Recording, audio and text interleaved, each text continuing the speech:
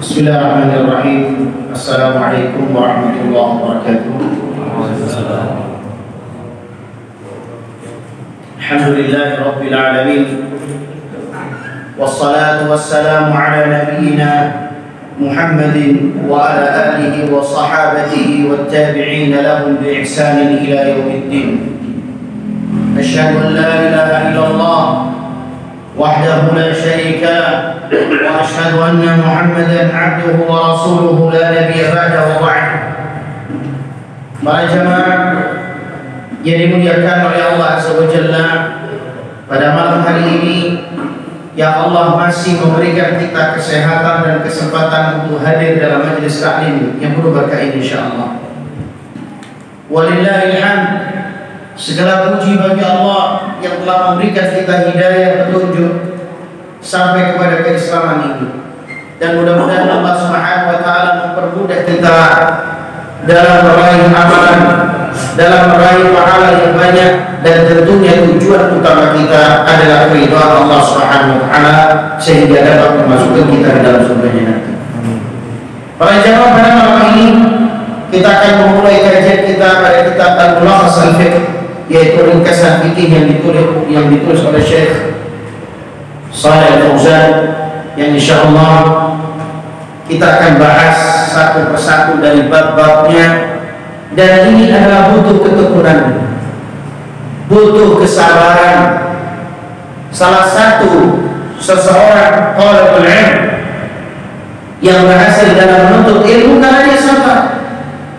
Puluhan tahun menuntut ilmu, puluhan tahun mencari hadis, puluhan tahun bersama gurunya, puluhan tahun membaca bukunya, maka tidak ayal.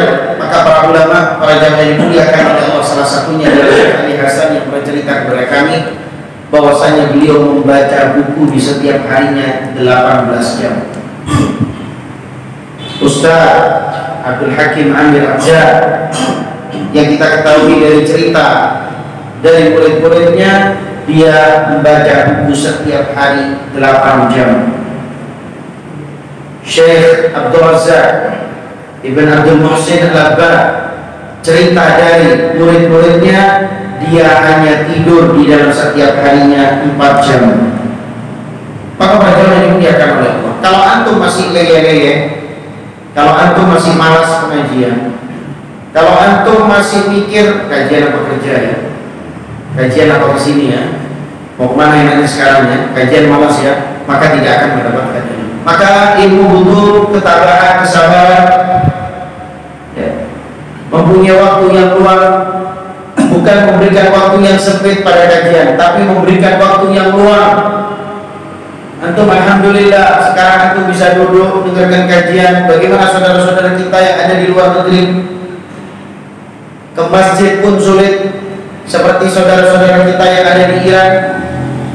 Masjid-masjid Ahlus Sunnah ada? Tidak ada. Dianjurkan bangun masjid, dianjurkan. Antum di sini sudah punya masjid, enak, tinggal duduk, tinggal sholat, tinggal dengarkan pengajian, bebas. Alhamdulillah, ini adalah kenikmatan, keamanan yang diberikan oleh Allah kepada kita semua. Para jamaah rahimani rahimakumullah jami'an, kita akan mulai dalam materi kita malam ini insyaallah. Adalah dua bab. Yang pertama adalah fadlul tafaqquh fid din, yaitu keutamaan untuk mencerdaskan diri dalam agama ini, yaitu belajar dalam agama ini, yaitu memintarkan kita dalam agama ini. Fa inna tafaqquha fid din min afdhalil a'mal. Sesungguhnya untuk belajar agama ini adalah salah satu bentuk keutamaan amalan. Kalau misalnya antum tanya amalan apa yang terbaik, maka salah satunya adalah tafaqquh fid din, yaitu mencari ilmu, mencerdaskan diri dengan agama ini. Wa huwa alamatul khair. Maka orang yang mencari ilmu agama itu adalah seorang yang memiliki tanda kebaikan. Orang yang pintar beragama, orang yang belajar agama, maka itu adalah salah satu tanda-tanda kebaikan buat diri antum. Maka para jamaah yang dimuliakan oleh Allah, seorang ayah wanita ketika ingin menjadikan anaknya seorang yang soleh, seorang yang bermartabat, seorang yang wibawa, seorang yang bertanggung jawab, pasti mereka mencari ahli masjid, pasti mereka mencari orang yang pintar agama, bukan malah mencari di jalan-jalan. Tapi yang dicari sama ayah dari orang tua, orang tua wanita untuk menjadikan anak-anak mantunya, untuk dijadikan anak-anak mantu, maka mereka akan mencari masjid-masjid Allah. Maka barang siapa yang berada di dalam masjid, insya Allah mereka mempunyai rekomendasi yang baik, yaitu alamatul khair. Qala sallallahu alaihi wasallam, Rasulullah SAW sampai mengatakan, "Man yuridillahu bihi khairan yufaqihu fid din." Para jemaah, kalau Allah Subhanahu wa taala menginginkan kebaikan pada seorang hamba, maka Allah akan pintarkan dia terhadap agama. Banyak para jemaah.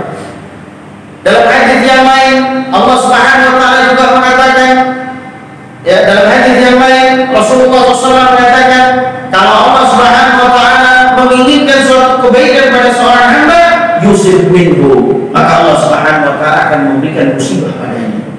Maka musibah itu juga dalam bentuk apa? Menilai diri kita ini takwa apa enggak. Allah yang uji, ngetes, wala nabluwannakum bisyai'in minal khaufi wal ju'i wa naqsin minal amwal wal anfusi wath thamarat. Ini bentuk cobaan. Maka banyak apabila Allah Subhanahu wa taala menginginkan kebaikan kepada seorang hamba, maka Allah akan pintarkan dia terhadap agama ini. Mudah-mudahan antum yang hadir semua di sini dalam rangka mencari kebaikan ini. Ini hadis azim. Ini hadis yang besar. Wa dzalika li anna tafaqquh fi din yahsul bihi al-'ilm an-nafi' alladhi yaqum 'alayhi al-'amal salih. Maka para jamaah ini dimuliakan oleh Allah. Dengan belajar agama ini kita akan mendapatkan ilmu yang bermanfaat. Dengan ilmu yang bermanfaat tadi, maka akan kita gunakan pelaksanakannya untuk kegiatan amal soleh. Jadi lucu Pak, ada orang yang ingin bertakwa tapi tidak pernah datang kajian. Lucu, bohong gitu Pak. Jangan percaya. Ustaz, saya mau jadi orang bertakwa, datang kajian. Jadi kalau misalnya ada orang yang ingin bertakwa, dia harus punya apa? Ilmu yang bermanfaat. Ketika dia mempunyai ilmu yang bermanfaat, baru dia bisa beramal soleh. Bagaimana kalau misalnya ada orang di antara antum yang ingin beramal soleh, tapi dia tidak punya ilmu, gimana? Kosong. Datang ke masjid, sholat, pulang. Datang ke masjid, sholat, pulang. Apa? Maka para jamaah dimuliakan oleh Allah, ada satu pertanyaan yang lucu juga. Saya barusan ngisi pengajian dalam satu masjid. Ada orang yang tanya, Ustaz, hampir setiap hari, hampir setiap hari saya itu pengajian di masjid ini biasa-biasa aja. Tidak ada satu hal yang berubah pada diri saya. Tidak ada yang berubah. Saya tiap hari loh datang pengajian sini, tapi tidak ada yang berubah. Gimana Pak Ustaz? Sama ketawaan. Biasa bapak-bapak kan biasa bodoh gitu. Maka saya katakan pada jemaah, Imam Syafi'i saja mengatakan qayyidul ilm, maka ikatlah ilmu dengan al-kitabah, dengan tulisan. Bagaimana caranya antum ingin menghafal? Bagaimana caranya antum ingin mengingat kalau antum setiap pengajian tidak pernah nulis? Ini kayak sekarang ini tidak ada nulis.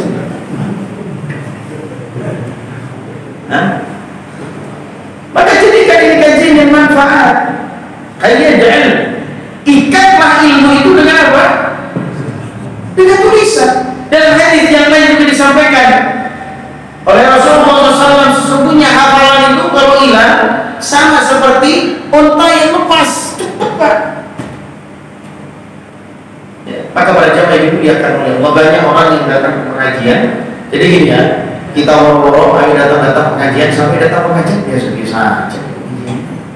Kenapa? Karena tidak pernah ditulis, tidak pernah dihafal, tidak pernah dimurojaah, tidak pernah dibaca minimal.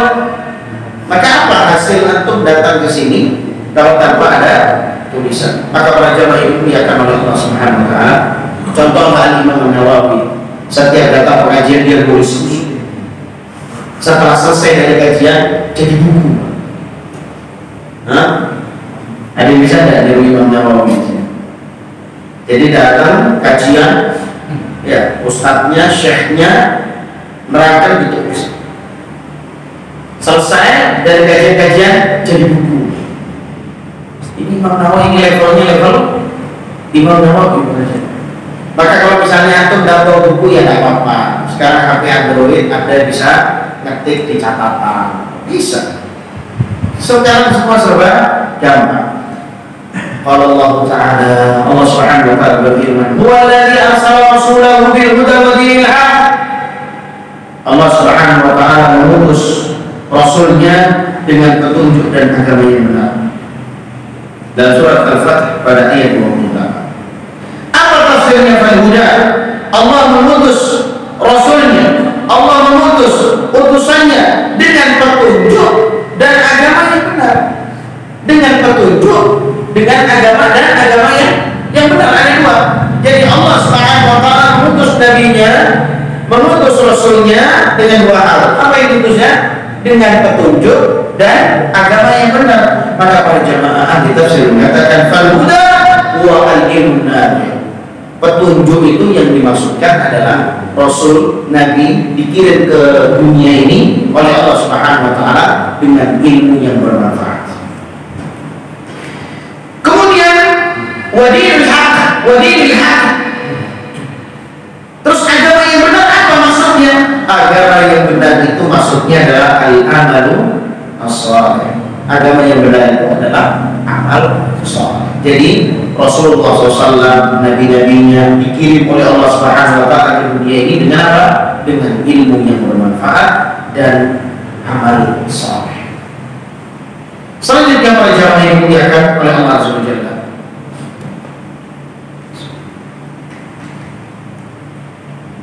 Wa qad amara Allah Subhanahu nabiyyahu sallallahu alaihi wasallam an yas'alahu ziyadatan min al-'ilm. Maka Allah Subhanahu wa ta'ala memerintahkan nabinya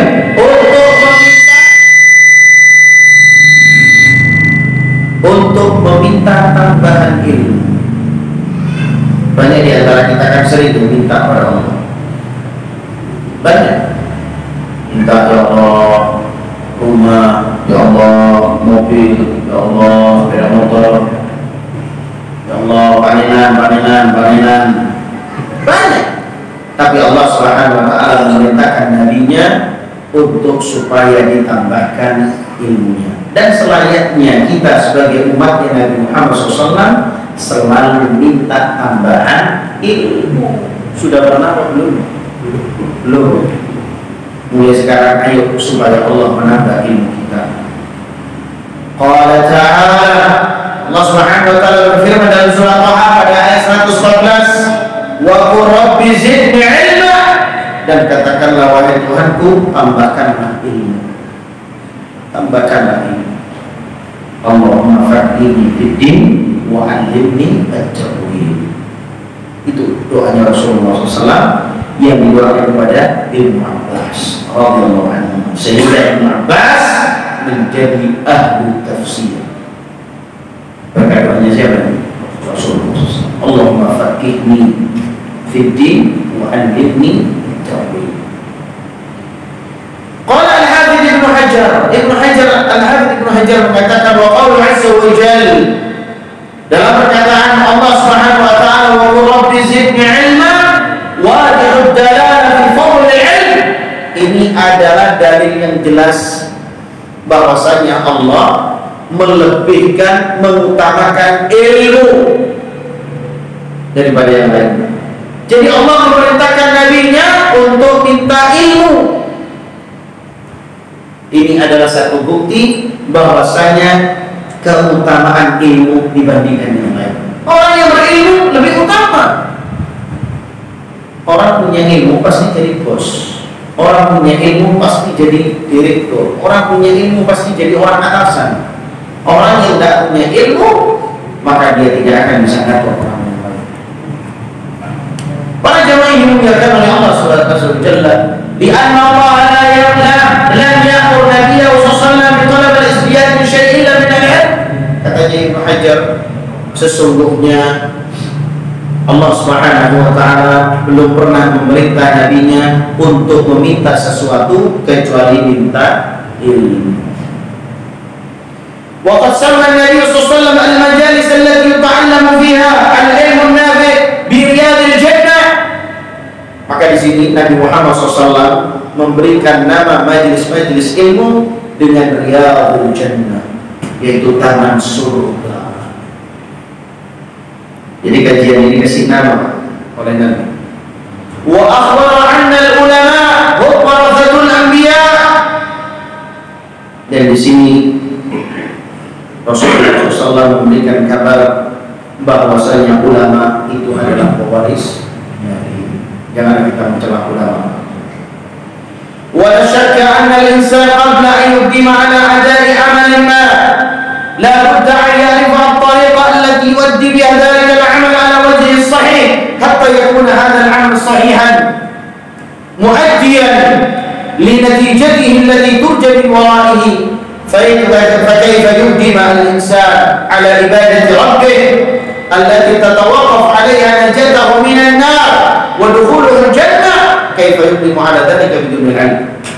Perlu kita ketahui para jemaah, dan tidak diragukan lagi manusia, para hamba sebelum melakukan suatu hal amalan, maka dia harus tahu bagaimana cara untuk melakukan amalan tersebut supaya dia benar dalam melakukan hal tersebut. Sama seperti antum mau belajar renang, antum belajar bagaimana tata cara renang. Sama seperti antum mau sholat, sama, antum mau sholat belajar dulu kan? Atau langsung bisa sholat? Tidak, belajar dulu. Hatta yakuna hadha al-amal sahihan, sampai amal ini menjadi satu amal yang benar. Kan banyak orang sekarang ini, Pak, kok sampai melakukan itu? Oh iya, teman saya juga melakukan ini. Salah itu. Yang benar sebelum melakukan suatu amalan, terutama yang kita bahas adalah ibadah, maka cari dulu dalilnya, yakini kebenarannya, baru amalkan. Kalau kita tidak, Pak, ngamalkan dulu. Setelah sudah mengamalkan, dibid'ahkan sama teman. Kamu tidak boleh melakukan ini. Oh, tak apa, ini katanya selain katanya ini. Dan bisa. Karena kebenaran itu adalah wahyu dari Allah SWT. Bukan katanya teman, bukan katanya bapak, bukan katanya orang tua, bukan katanya nenek moyang, bukan. Tapi katanya dalil. Makanya para jemaah, kalau orang mau melakukan sesuatu, maka pelajari dulu ilmunya, cari dalilnya, yakini kebenarannya, kemudian lakukan amalannya. Supaya para jemaah, dia menjadikan amalannya menjadi amalan yang sahih, mendapatkan pahala yang dia impikan.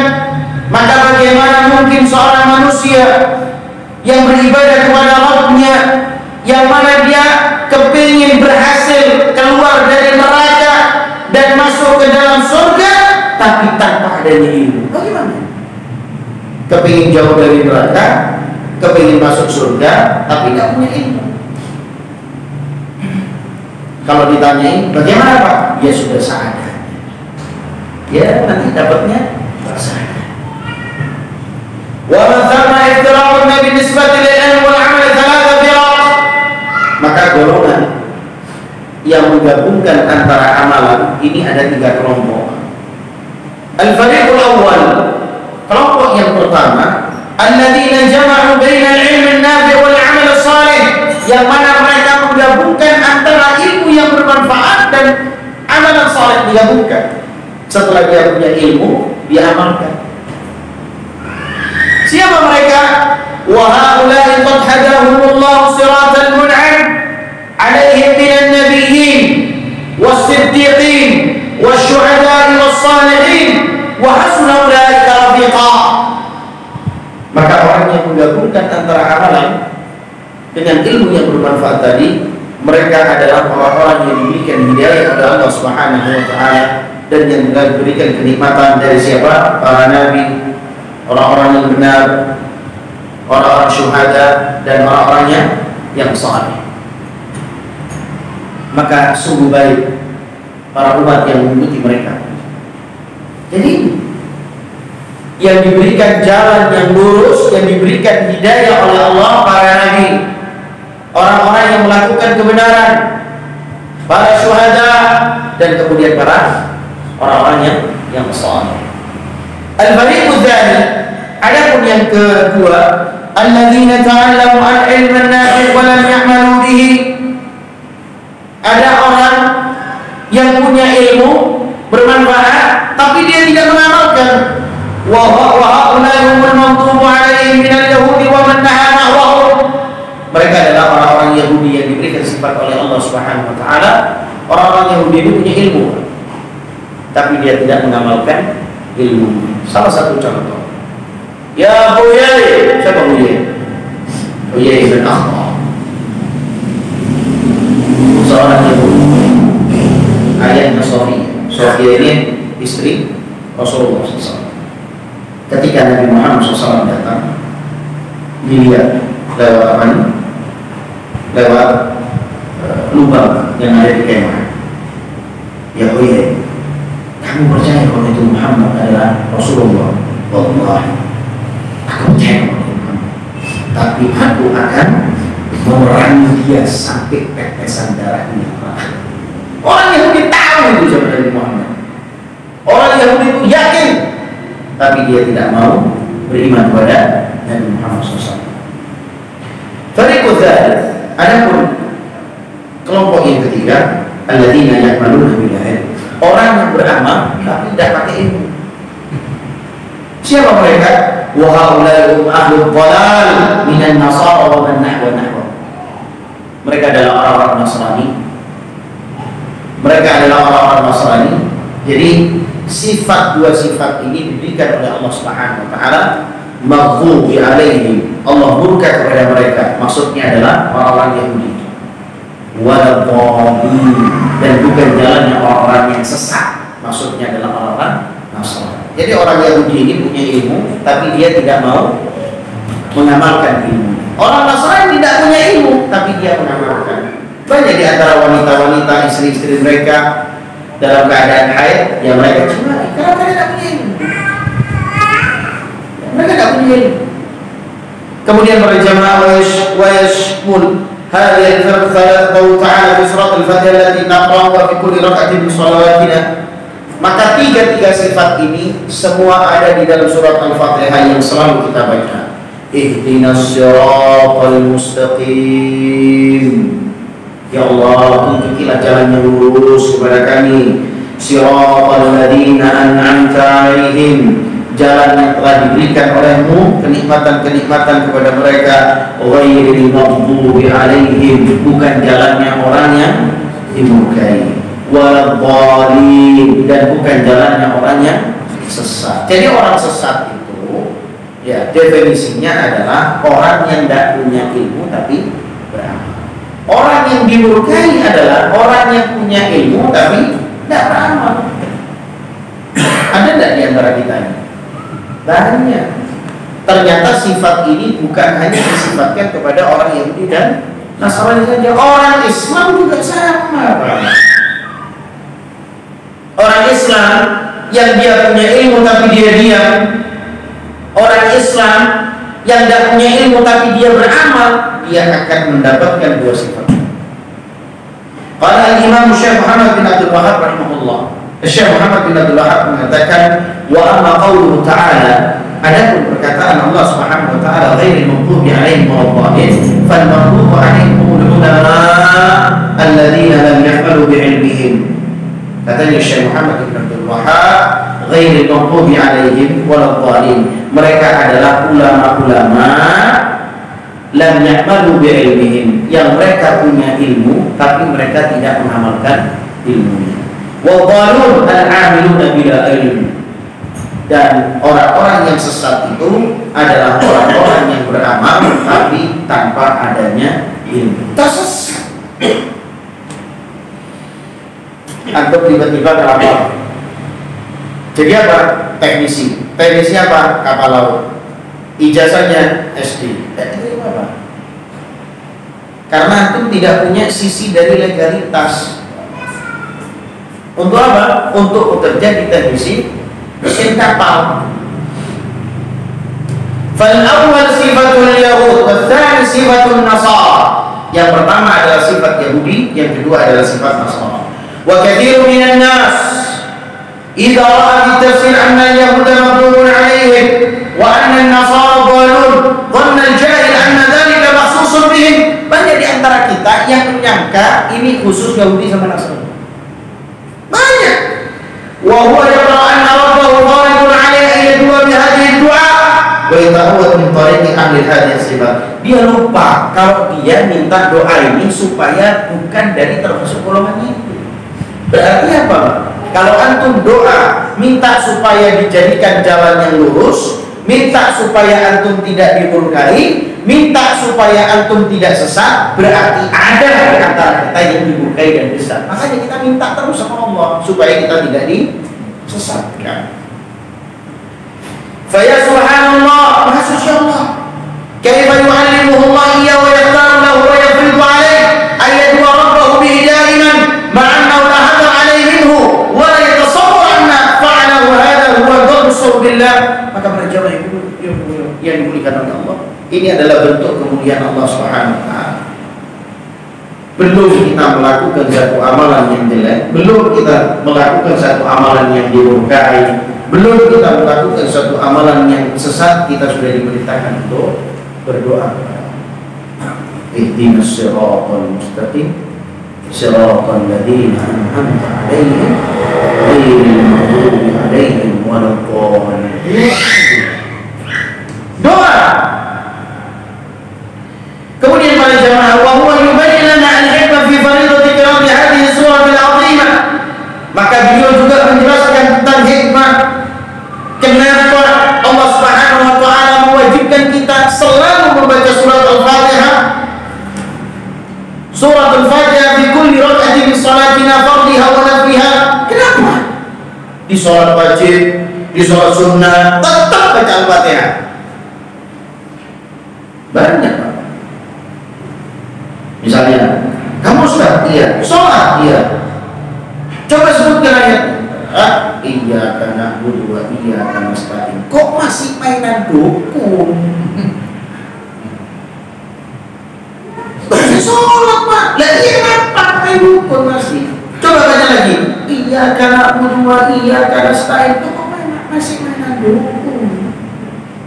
Kepadamu lah ya Allah kami beribadah, kepadamu lah ya Allah kami minta pertolongan. Ada satu cerita, ada orang rumah biar ini.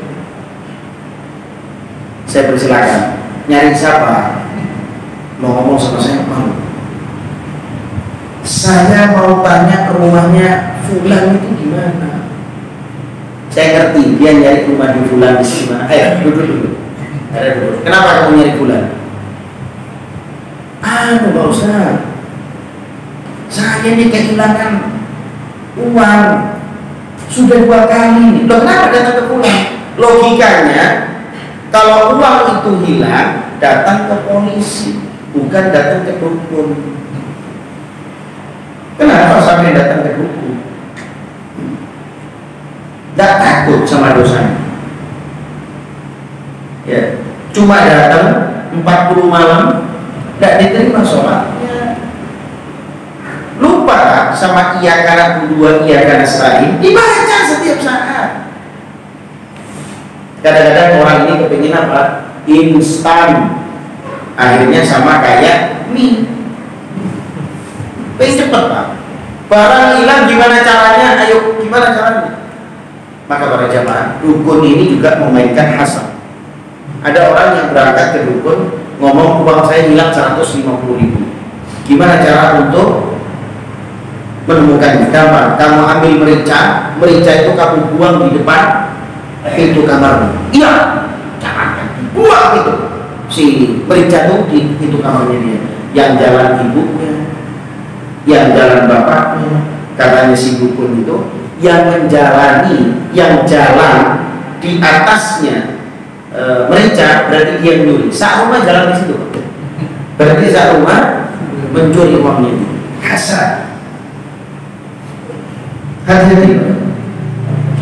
Kemudian para jamaah yang dimuliakan oleh Allah Subhanahu wa taala, lima tasdamil alaihi min al-asrar al-'azimah, maka ini mencakup kerahasiaan yang besar. Allati min jumlati hadha ad-du'a al-'azim ayuwaffiqana Allah li suluki tariq ashabil ilm nafi wal 'amal salih. Mudah-mudahan Allah Subhanahu wa taala membimbing bagi orang-orang yang jalan untuk mencari ilmu yang bermanfaat dan mengamalkan amal saleh. Alladzi huwa tariqun najati fid dunya. Maka ini adalah jalan kesuksesan di dunia dan akhirat. Wa yujannibana tariqal halikin. Semoga Allah Subhanahu wa taala menjauhkan kita dari jalan yang orang-orang yang binasa. Alladzina farratu bil 'amal shalih aw bil 'ilm nafi', yang mereka berlebihan di dalam ilmu ataupun di dalam amal yang saleh. Thumma 'ilm anna al-'ilm an-nafi' innama yushtamatu min kitab wa sunnah. Perlu kita ketahui bahwasanya ilmu yang bermanfaat itu bersandarkan Al-Qur'an wa sunnah. Tafahuman wa tadabburan, yaitu dengan memahami ataupun dengan perenungan, ma'al isti'anah ala dzalika bil mudarrisin an-nasihin. Maka tetap kita meminta bimbingan para mudarris, para ustaz, para kiai, para ulama, wa kutubit tafsir wa syuruhil hadis wa kutubul fiqh. Dan kita juga layak untuk membaca buku-buku tafsir, membaca buku-buku syarah hadis, membaca buku-buku fikih, wa kutubin nahwu wal lughatul arabiyyah allati nazala biha al-Qur'an al-Karim. Dan kita perlu untuk belajar kitab nahwu, perlu kita belajar bahasa Arab, yang mana bahasa Arab ini diturunkan dalam bahasa Al-Quran. Maka para jamaah yang dimuliakan Allah, fa inna hadhihi al-kutub tariqan bi fahmi kitab wa sunnah. Maka kitab-kitab yang sudah saya katakan tadi ini adalah untuk memahami Al-Quran wa sunnah. Gimana tuh? Orang Islam, ya Islam bisa bahasa Arab. Belajar. Bagaimana antum akan menangis ketika baca Quran? Bagaimana antum akan menangis ketika baca sirah Nabawi dengan menggunakan bahasa Arab? Banyak kan orang ditanya, kenapa kamu belajar bahasa Inggris? Supaya tidak dibohongi orang. Itu dulu. Sekarang orang Inggrisnya belajar bahasa Arab. Antum belajar bahasa Inggris, orang Inggrisnya belajar bahasa Arab. Antum sekarang ke Jepang, ada sekolah khusus bahasa Arab di Jepang. Antum lihat di YouTube itu anak kecil ngomong bahasa Arabnya. Kafir. Antum muslim, mana semangatnya antum? Banyak perkataan-perkataan tentang bahasa Arab. Belajar bahasa Arab itu bagian dari agama ini. Hati-hatilah kalian terhadap bahasa selain bahasa Arab. Maka kita ini diprogramkan untuk jauh dari bahasa Arab. Ya antum jangan mau, antum harus dekat dengan bahasa Arab. Bahasa Arab adalah bahasa persatuan. Meskipun ada satu hadis dhaif dikatakan bahwasanya bahasa Arab ini adalah bahasa penduduk surga. Doa antum ditanya pakai bahasa Arab nanti di kuburan. Gimana ada bisa bahasa Arab? Kemudian para jamaah yang dimuliakan oleh Allah, fawajibun alaikum liyakuna amaluka sahihan. Maka wajib atas kalian ayuhal muslim untuk melakukan satu amalan yang sahih. Anta ta'allama ma yastaqimu bihi din, yang mana engkau belajar ilmu yang bermanfaat supaya agamamu ini lurus. Min salatika wa shaumika wa hajjika, salat kalian, puasa kalian, haji kalian, wa tata'allama ahkam zakatil mal, dan antum belajar tentang hukum-hukum zakat, wa kadzalika tata'allam min ahkamil muamalat ma tahtaju ilaih, dan juga antum belajar tata cara bermuamalah yang baik, litakhudha minha ma aballahu lak wa tatajannaba minha ma haramallahu alaik. Kenapa kita belajar? Supaya kita tahu apa yang dibolehkan oleh Allah dan apa yang diharamkan oleh Allah.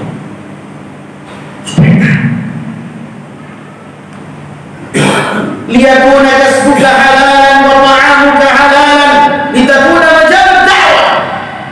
Kita belajar ilmu ini supaya apa yang kita dapat dari pekerjaan kita ini halal, apa yang kita makan ini jadi halal, dan supaya doa kita diterima oleh Allah. Salah satu doa yang ditolak karena makan dari makanan yang halal. Kenapa kok bisa dia makan dari makanan yang halal? Karena dia bekerja dengan pekerjaan yang halal, karena dia tidak ngerti ilmu fikih. Perkataannya Umar bin Khattab dan Ali bin Abi Thalib, wahai para pedagang, sebelum kalian berdagang, belajarlah ilmu fikih. Apa jawabnya tuh? Kesuwen. Padahal Umar bin Khattab radhiyallahu anhu, Ali bin Abi Thalib radhiyallahu anhu, mereka berdua mengatakan itu supaya kita tidak jatuh ke dalam riba, supaya kita tidak jatuh ke dalam jual beli diharamkan. Kemudian kullu dzalika mimma tamassu hajatuka ila ta'allumi wa huwa maysur bi idznillah mata ma sahhat azimatuka wa salahat niyyatuka fa'aris ala qira'atil kutubin nafi'ah. Maka semangat antum untuk belajar kitab-kitab yang bermanfaat, wattisal bil ulama, telepon WA ulama, litas'aluhum amma askala alaih wa tatalaqa anhum ahkam ad-din, supaya kalian dapat memahami agama dengan cara bertanya dan paham terhadap agama ini dengan kesulitan-kesulitan yang antum pertanyakan kepada mereka. Wa kadzalika 'alaika an tu'na bi hudurin najawat wal muhadarat. Antum boleh mendengarkan sekarang bisa televisi, TV sunnah, radio sunnah, muhadarat diniyah, kajian-kajian Islam allati tuqamu fil masajid wa ghairiha, yang diadakan di masjid-masjid. Wa tastami' ila al-baramij ad-diniyah min al-idha'ah, boleh mendengarkan radio, wa taqra' al-majallat ad-diniyah, dan membaca majalah-majalah keagamaan, wa nasyarat allati tu'na bi masailid din, baca buletin-buletin yang menolong kita untuk memahami agama ini. Fa idza arista wa tatabata hadhihi rawafid al-khairiyah namat ma'lumatak wastanarat basiratak. Kalau misalnya antum sudah melakukan semua hal ini, maka antum akan mendapatkan ilmu dan antum akan cerah ilmu. Wala tansa, dan janganlah antum lupa annal ilm yanmu yazidku ma'al amal. Jangan antum lupa sesungguhnya ilmu itu bertambah karena dengan adanya amal. Jadi kalau misalnya antum punya ilmu tapi tidak diamalkan, tidak amal-amal ilmunya antum. Fa idza amilta bima 'alimta, apabila kalian melakukan suatu hal sesuai dengan apa yang kalian punya dari ilmunya, zadallahu ilman, maka Allah akan menambahkan ilmu kalian. Kama taqulul hikmah al-mathura, sesuai dengan perkataan-perkataan bijak mengatakan, man amila bima 'alima, barang siapa yang mengamalkan suatu dengan apa yang dia miliki ilmunya, awafahullahu ilma ma lam ya'lam, maka Allah akan memberikan ilmu yang dia belum ketahui. Wa yashhadu lidzalika qaulu ta'ala, syahidnya dalam surat Al-Baqarah 282, wattaqullah, bertakwalah kepada Allah, wa yu'allimukumullah, Allah akan memberikan ilmu kepada kalian, Allah bi kulli syai'in alim. Maka kita diperintahkan untuk bertakwa, maka Allah akan memberikan ilmu kepada kita. Wal ilmu haqqun ma tusafi al-awqat wa tanafasu fi dayhi dawil uqul fi tahyi al-qulub wa tazku al-a'mal. Mendapatkan ilmu ini harus dengan waktu. Setahun, 2 tahun, Anda nanya, monggo, iya, berapa tahun? 10 tahun. Wah. Ada seorang murid Imam Malik, dia jadi muridnya Imam Malik sebelum istrinya melahirkan, masih dalam keadaan ditinggal. Belajar sama Imam Malik sampai 18 tahun, tidak kenal sama anak, sampai anaknya marah si bapak. Ya subhanallah wa ta'ala. Maka orang tadi karena dia ingin memiliki ilmu dari Imam Malik, dia sampai tidur di depan pintu kamarnya Imam Malik. Jadi kalau Imam Malik buka pintu terus kemudian melangkahkan kakinya, maka kakinya akan menempel di perut orang tersebut, lalu orang tersebut itu bangun dan mengikuti Imam Malik. Ini mondok 4 tahun itu tidak ada apa-apa. Ini muridnya Imam Malik 18 tahun duduk sama Imam Malik. Atau pernah duduk tidak sama Ustaz Arif mungkin 20 tahun? Atau mungkin Anda pernah duduk sama Ustaz Ayub? Jangan 20 tahun, mungkin 10 tahun lah. Sudah pernah? Sudah sampai 10 tahun? Belum ya? Baik, kita masuk pada pembahasan bab yang pertama di dalam kitab Al-Mulakhas Babun fi Ahkamil Taharati wal Miyah. Kita akan membahas tentang kitab Taharah dan Al-Miyah. Inna salata hiya ruknu tsani min arkanil Islam ba'da syahadatain. Sesungguhnya salat adalah rukun yang kedua dari rukun-rukun Islam setelah 2 kalimat syahadat. Wa hiya al-fariqatu bainal muslim wal kafir. Maka salat itu adalah pembeda antara muslim dan kafir. Wa hiya umudul Islam. Salat itu adalah tiang agama. Wa awwal ma yuhasabu anhu al-'abd, dan perkara yang pertama dihisab oleh Allah Subhanahu wa taala nanti. Fa in sahhat qubilat, apabila salatnya bagus maka dia akan diterima oleh Allah. Qubila sa'iru amal, maka seluruh amalannya akan baik. Orang yang salatnya baik, seluruh amalannya akan baik. Wa in rudda sa'iru amaluh, apabila salatnya ditolak maka seluruh amalannya ditolak. Wa qad dzukirat as-salatu fi mawatin katsiran min al-Qur'an ala sifatin mutanawwi'ah. Allah Subhanahu wa taala menaruh firman-Nya tentang salat ini dari berbagai macam tempat di dalam ayat Al-Qur'annya. Fataratan ya'murullah bi iqamatihi. Terkadang Allah menaruh firman salat itu adalah perintah untuk mendirikan salat.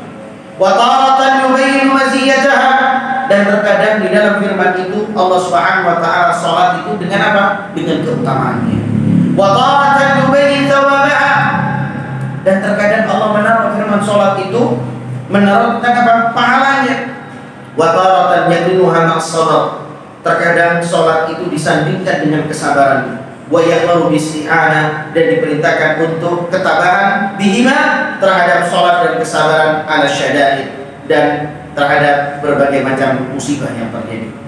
Maka para jamaah, wa min thamma kanat qarrata 'aini Rasul sallallahu alaihi wasallam fi hadhihi dunya fa hiya 'ilyatun nabiyyin wa syi'arus salihin wa hiya silatun bainal 'abd wa bain rabbil 'alamin wa hiya tanha 'anil fahsya'i wal munkar. Salat ini adalah buah hati Rasulullah SAW yang ada di dunia ini.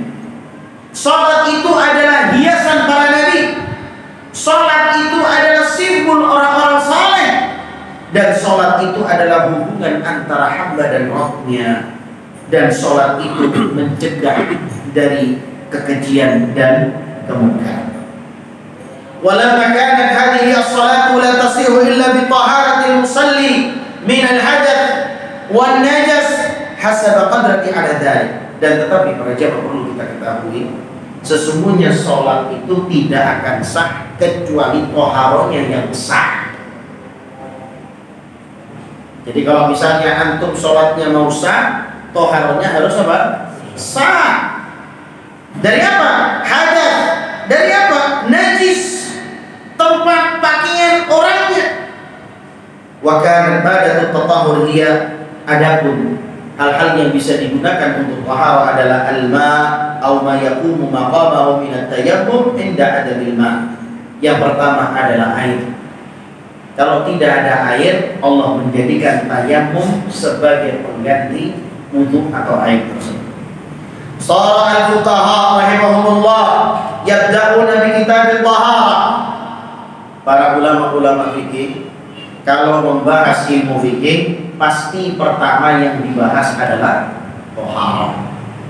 Li'annaha lamma quddimat as-salatu ba'da syahadatain ala ghairiha min baqiyati arkan al-Islam nasib taqdimu muqaddamatiha wa minha taharah. Nah, kalau misalnya di dalam rukun Islam yang nomor 2 itu adalah sholat, maka toharoh harus lebih diawalkan daripada sholat. Karena toharoh itu adalah persiapan ataupun syarat untuk mengerjakan sholat.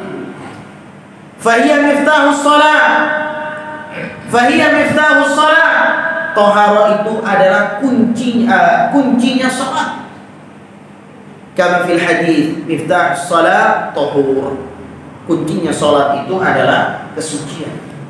Maka para jamaah ini dimuliakan oleh Allah Subhanahu wa taala, wa dzalika li anna al-hadath yamna'u shalah. Oleh karena itu hadas itu mencegah kita untuk melakukan sholat. Misalnya ada orang kentut, misalnya ada orang kencing, maka orang yang kentut, orang yang kencing, maka dia tidak bisa sholat.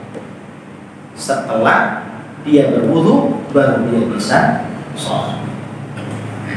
Fahuwa kalqubal yudau 'ala al-muhdits. Maka ini seperti gembok. Gembok yang berada pada orang-orang yang berhadas. Fa idza tawadda'a in halal qabl. Apabila dia berdoa, apabila dia berwudu, maka terlepaslah yang namanya gembok tersebut. Para jamaah, taharatu awwal syurutis shalah. Tohara ini adalah syarat yang paling ditekankan di dalam sholat. Maka para jamaah, banyak di antara kita yang tidak mengerti atau tidak menjalankan tohara. Salah satu contoh ada di sebuah toko. Tiba-tiba seorang ayah atau seorang ibu sama ngantarkan anaknya ke depan toko pinggir jalan raya, buka celananya, dikencingkan di pinggir jalan. Kalau sudah besar anak tersebut, apa yang dilakukan? Kalau mau kebelet kencing, cari selempitan, gagal gitu, kencing dikit. Nah ini jangan nyalakan anak, Pak. Terkadang orang tuanya yang ngajar. Kemudian para jamaah ini dimuliakan oleh Allah Subhanahu wa taala. Wa syarat la budda yuqaddam 'ala al-masyrut. Maka syarat ini harus lebih diutamakan, maksudnya lebih dikerjakan dari apa yang dipersyaratkan. Wa ma'na tahara lughatan, tahara ini artinya adalah an-nadhafah wan nazahah, yaitu suci, bersih, anil aqdar al-hissiyah al-ma'nawiyah, yaitu suci konkret maupun abstrak, kelihatan maupun tidak kelihatan, luar maupun dalam. Orang Islam itu harus sama-sama bersih luar dalam. Wa ma'naha syar'an irtifa'ul hadath wa zawalun najas, yaitu tohara arti menurut syariat adalah terangkatnya hadath dan terbuangnya najis. Sampai di sini para jamaah, apa perbedaan antara najis dan hadas? Sampai itu.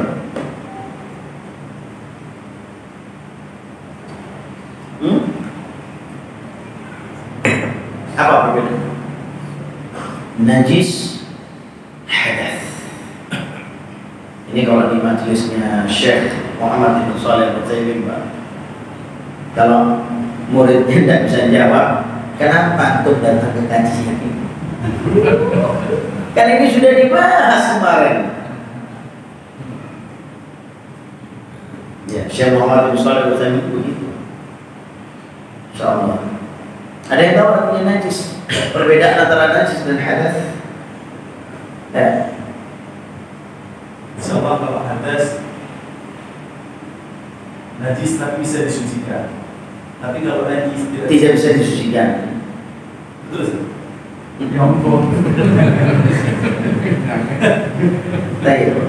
Sebab hadas itu apa yang antum keluarkan, berarti antum orangnya.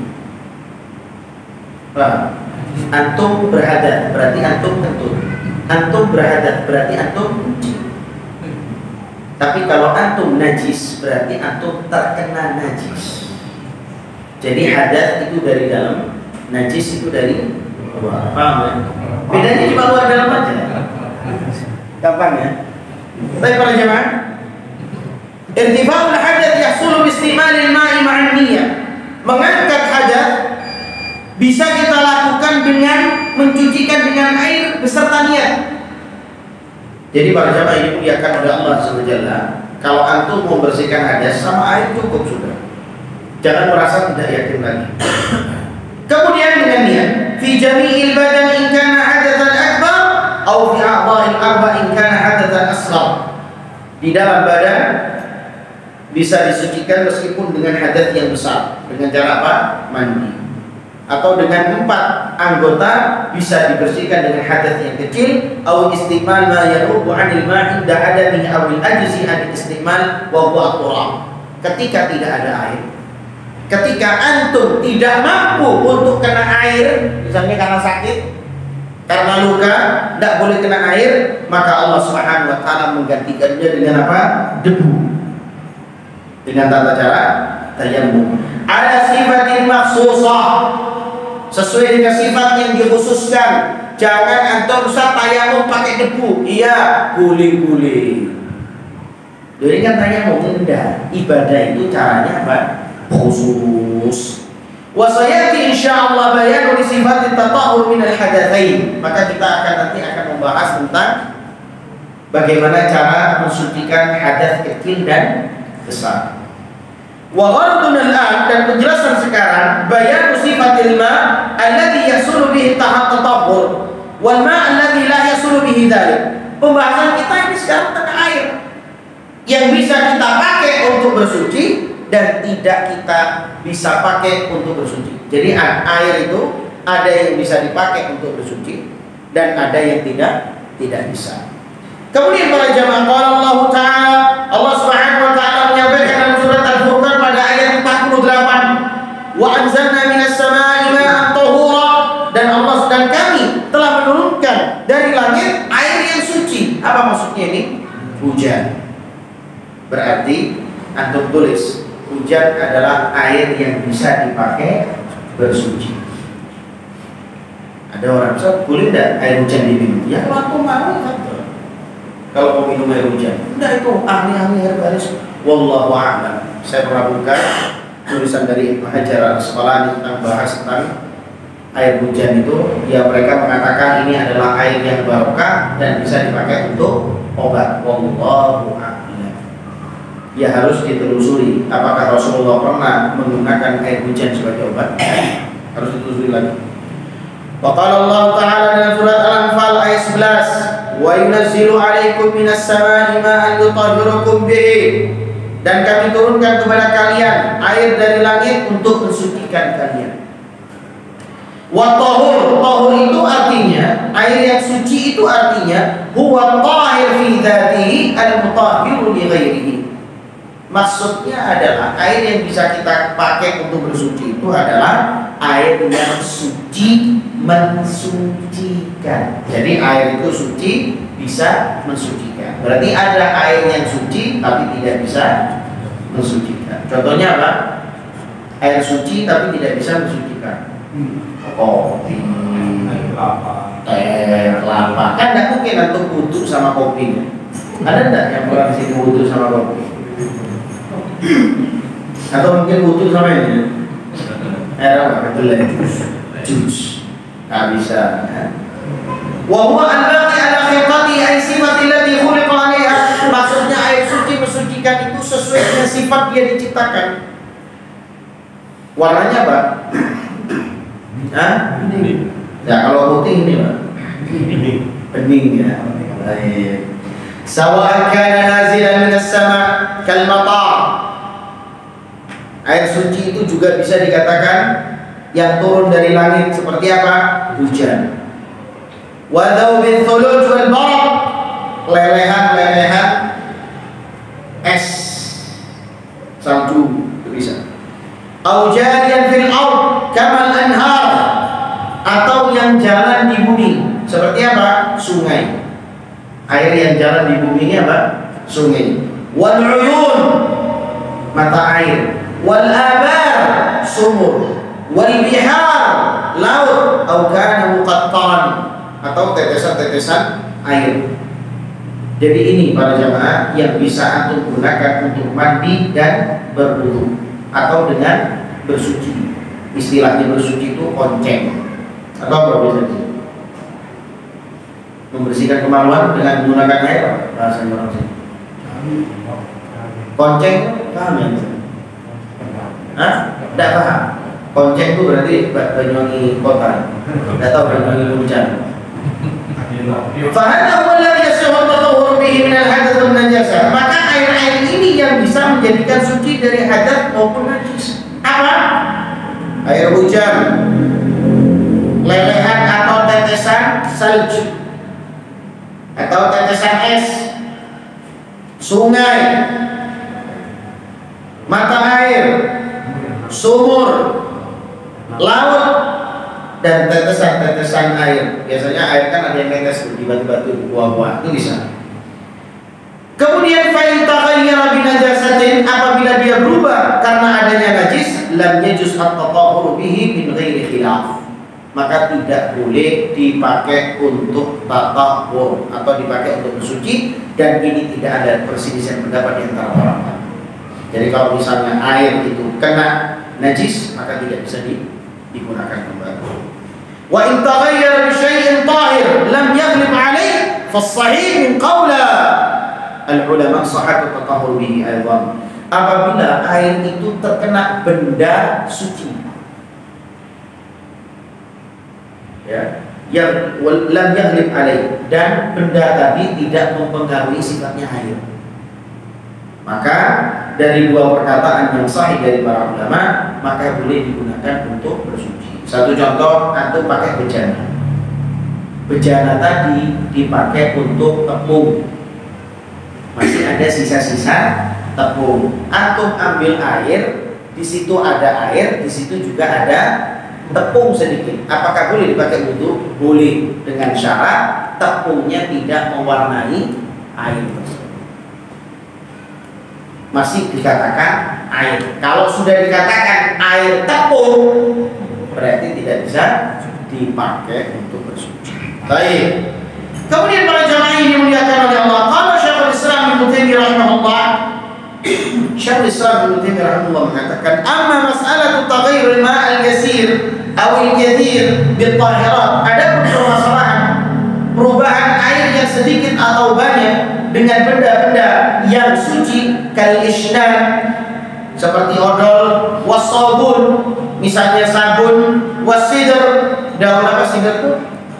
Bidara, wal khitmi, jerami, wal turab, tanah, wal ajin, tepung, wa ghairu dzalik mimma qad yughayyirul ma' mithal ina, dan juga selain itu, misal pacar, idza kana fihi athar sidr, apabila di tempat air itu ada bekas-bekas daun bidara misalnya, au khatami atau jerami, wa wudi'a fihi ma fataghayyara bihi ma abagha isim ma fa hadha fihi qaulan ma'rufan lil ulama. Kalau misalnya benda suci bercampur dengan air dan air itu berubah sifatnya, maka di sini ada dua perkataan di antara para ulama. Tsumma dzakara ma bayan wajhi kulli qaul. Kemudian para jamaah, para ulama itu menjelaskan di setiap perkataan tersebut, wa rajjaha qaulu bi sihhati tatahhur bihi. Maka sebagian para ulama merojihkan yang mana air itu tetap menjadi suci. Jadi misalnya kalau air itu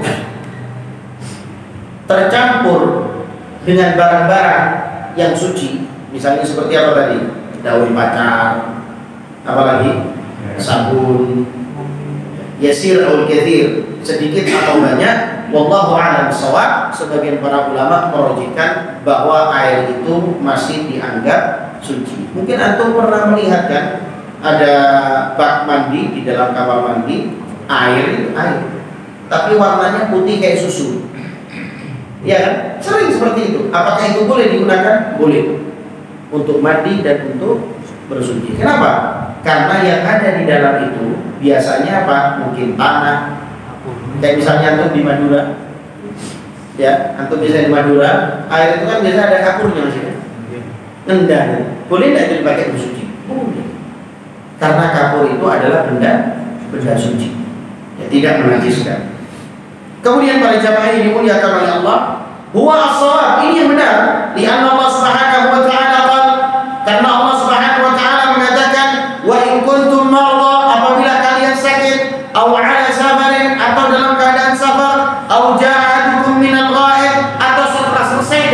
buang air besar atau kecil, aw lamastumun nisa, atau memegang wanita atau jima kepada wanita, falam tajidu ma'an, ketika saat itu kalian tidak mendapatkan air, fatayammamu sa'idan thayyiban, maka bertayamumlah dengan permukaan tanah.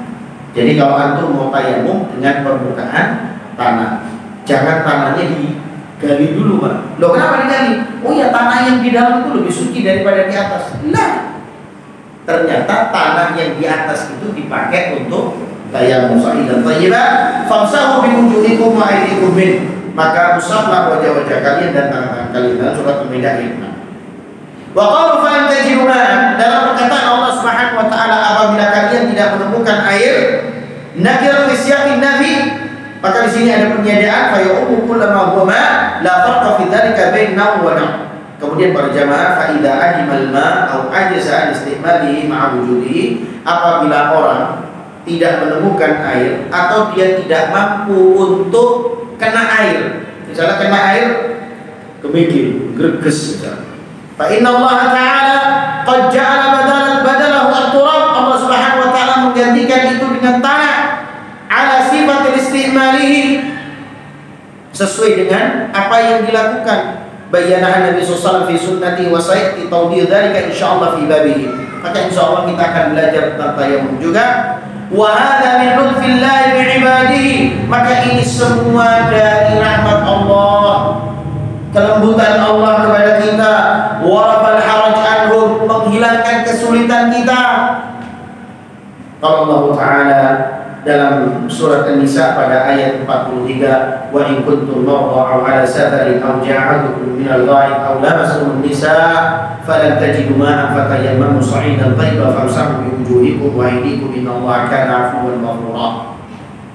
Maka para jamaah ini dimuliakan oleh Allah, Allah menggantikan air dengan yang namanya debu. Ini sebuah rahmat, rahmat para jamaah. Kemudian qala Ibnu Hubairah mengatakan, wa ajma'u ala anna at-tahara bil ma' tajibu ala kulli man lazimtahu as-salama ma'a wujudihi fa in adamahu fa badalahu. Qala ta'ala falam tajidu ma'an fatayammamu sa'idan thayyiban, wa liqala ta'ala wa yunzilu 'alaikum minas sama'i ma'an yutahhirukum bihi. Maka telah berijma' sesungguhnya taharah dengan air ini adalah mewajibkan setiap apa yang melazimkan untuknya salat. Fa in adimahu fa badalahu.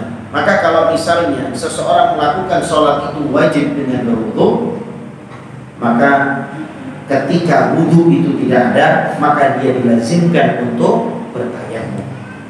Ketika antum disunnahkan untuk berwudu membaca Al-Quran, ketika tidak ada air, maka antum bertayamum sebelum membaca Al-Quran. Jadi ini adalah sebagai pengganti.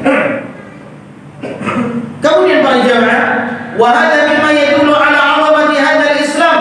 Ini adalah kebesaran Islam, keagungan Islam. Alladzi huwa dinul tahara wan nazaah wal hisiyah wal ma'nawiyyah. Karena Islam adalah agama suci yang membersihkan luar dan dalam. Kama yadullu dzalika ala 'azamati hadzal shalah haitsu lam yasir ad-dukhul fiha bidun taharatain.